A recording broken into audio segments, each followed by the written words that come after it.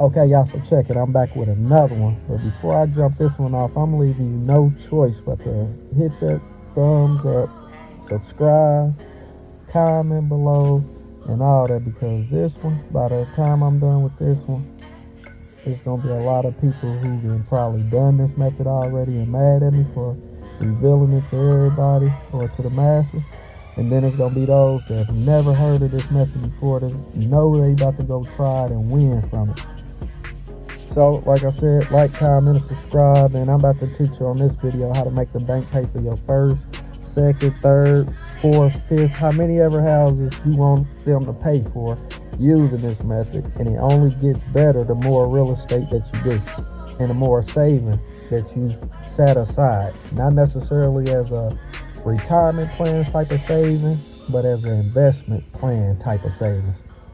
Because we don't save money around here if you pay attention to any of my other videos. So with that being said, let's jump right into it. The first thing you want to do is establish your credit before you even apply for a house, a loan, a credit card, or anything else. How? Refer to my other videos, credit videos that I do at Life Agreed on YouTube and all other platforms, YouTube, TikTok, Instagram. Then, of course, what you want to do is save up for your down payment money, which you're going to have to do that anyways if you plan on purchasing a house. And pay off anything that is in collections, if it's delinquent, or if your utilization on the credit card or loan is at or above 30%. Once you close on the house, you remember all that down payment money I just mentioned you setting aside or savings as an investment. Now you go to the bank and you use that same money, even though it's spent already. Do the math. I just said wait till after you close on the house to do this method. So you just spent the money already, so keep that in mind.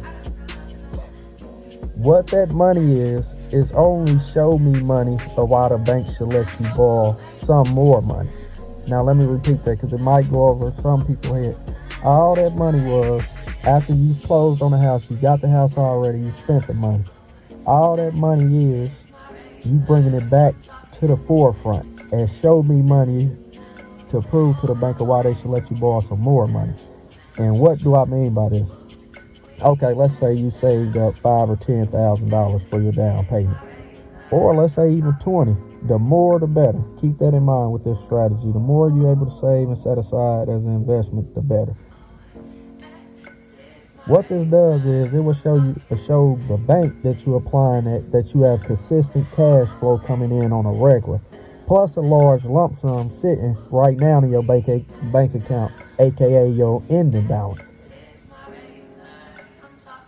What they don't know is that ending balance, you just spent that money already, but your next statement don't come out for the next 30 days or so.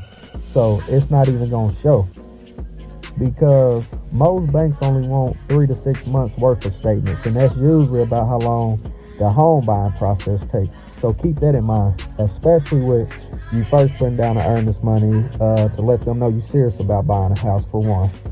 Then once you start going through the process, you get your inspections done, you get your appraisals done, and then last but least, you go into the closing table. So once the closing takes place, that same money you just used to buy your last house will still be the last balance they see, plus all the deposits that was taking place over the weeks and months it took you to accumulate the down payment amount. And what I mean by this is, if you was putting in X amount of dollars every time you get paid, whether that's weekly or bi-weekly, that's cash flow is showing as on your statement balance is going in. Do you get it? Okay, so based on that information, that's all the bank will be going off of in turn to then let you borrow up to the max that the bank will allow, or somewhere between $25,000 and $50,000 on a personal level. Now business, that number can 5x, 10x. So that's where the numbers get bigger and bigger when you get into business credit or lending. Okay, so if you remember in the beginning, that's why I said the more deposits on the house, the more you can get. The more you saving up, even if your down payment was only 10, but you was able to save up $13,000, that extra 3 you can still keep it going. You can still keep setting aside for it, whether it's that's to repair the house, maintenance it, or just make upgrades to make the value go up. You'll have that money already setting aside, and plus the more borrowing power that you're able to use against that money. So with that, if you're not a selfish person and love helping out other people the same way I just did for you by giving you this information, you got to share this video. You got to like it, comment, and subscribe. And that's to both of my channels, because each channel serves as a different means of different information that you don't want to miss out on. So peace.